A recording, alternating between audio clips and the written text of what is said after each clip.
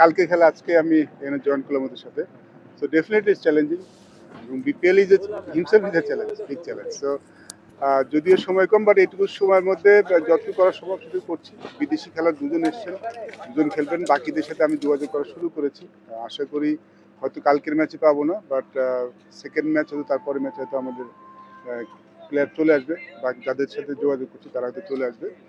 আর প্লেয়ারদের যদি কথা বলেন, প্লেয়াররা বরং আমার মনে হয় দেয়ার ইন কমফোর্ট জোন না, তারা এখন খুব কমফোর্ট ফিল করছে। আমি আজ সবার সাথে কথা বললাম, এভরিওয়ান ইজ ভেরি হ্যাপি যে অ্যাটলিস্ট তারা এখন একটা ভালো ম্যানেজমেন্টের সাথে সাথে কাজ করতে পারবেন, খেলতে পারবেন, এবং তাদের আর কোনো অন্য কিছু নিয়ে চিন্তা করতে হবে না। So players point of view I think they are very happy. সিলেটে কালকে আসছিলাম, আমি তো আপনি জানেন টেকনিক্যাল ডিরেক্টর, টেকনিক্যাল কমিটির কাজ করছি, আমি কালকে চলে এসেছি। আমি জাস্ট হোটেলটা চেঞ্জ হয়েছে আমার। আর প্লেয়াররা তো সবাই আমার পরিচিত, আমি তো এদের সাথে অনেকদিন ধরে কাজ করেছি, যখন নির্বাচক ছিলাম তখনও কাজ করেছি, আর সবাইকে কম বেশি আমি চিনি। সো তাদেরকে নিয়ে কাজ করা আসলে তেমন কঠিন কিছু নয়, ইটস জাস্ট সবকিছু আবার একসাথে সেট করে এটাই। এর আগে তো বিপিএল আমি কাজ করেছি সরাসরি, খুলনা টাইটান্সের অনেকদিন কাজ করেছি, তারপর একটা ফ্রাঞ্চাইজির কাজ করেছি। এটা আমার জন্য নতুন কিছু নয়। নতুন এটাই যে একদম আগের দিন কালকে খেলে আজকে টিভিতে জয়েন করলাম, এটা একটা ভিন্ন ধরনের একটা ব্যাপার। সো এটা অনেক বড় চ্যালেঞ্জও। সো এটা আসলে মূল ব্যাপার। আর এছাড়া বাকি সব এভরিথিং ফাইন, বিকজ এখন ওই বাকি স্পেশালি একটা বড় চ্যালেঞ্জ হচ্ছে বিদেশি প্লেয়ার, মানে কোয়ালিটি বিদেশি প্লেয়ার যদি আমি অ্যারেঞ্জ করতে পারি এই সময়ের মধ্যে, তাহলে আমাদের জন্য খুব ভালো হবে। সিলেট কিন্তু অলওয়েজ মানে very good ground, high scoring match আমরা দেখছি। আমাদের এখন যিনি ক্রিকেটার কাজ করেন Tony Hemmings is very good. So আমরা আশা করছি এবার হাই স্কোরিং গেম।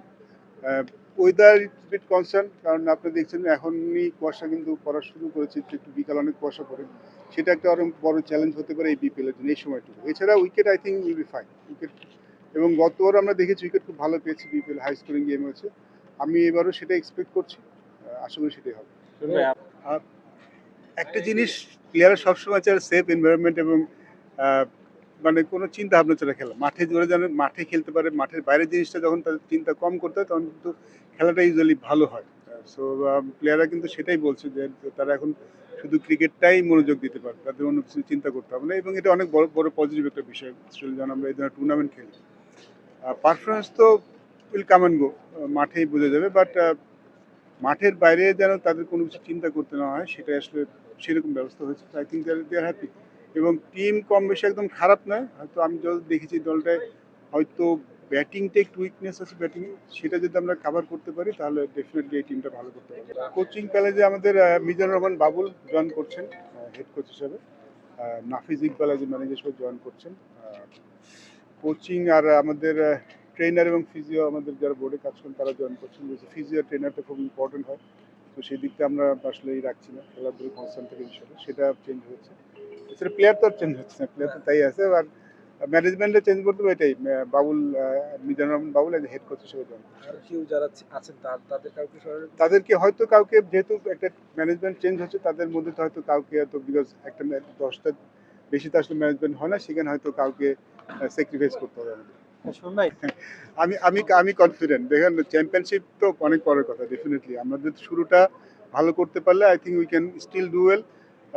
হয়তো বিদেশি প্লেয়ারদের নিয়ে একটা অনিশ্চয়তা আছে সবাইকে নিয়ে, বাট লোকাল প্লেয়ারদের মধ্যে আমি যেটুকু দেখেছি তারা খুব কনফিডেন্ট, তারা ভালো করতে চায়। আমার মনে হয় যে এরকম টুর্নামেন্টে এই মেন্টাল সেট আপ থাকাটা খুব ইম্পর্টেন্ট। টিম যেমনই হোক, ভালো মন্দ, যখন প্লেয়াররা কনফিডেন্ট থাকে, প্লেয়াররা ভালো কিছু করছে, তখন ওই দলটা সাধারণত ভালো খেলে, বা গ্যারেন্টি তো নেই মানে ভালো খেলবে, বাট আমি তাদের যেই স্টেট অফ মাইন্ডটা দেখেছি আমার কাছে মনে হচ্ছে দে আর কনফিডেন্ট ভালো খেলার জন্য। Thank you.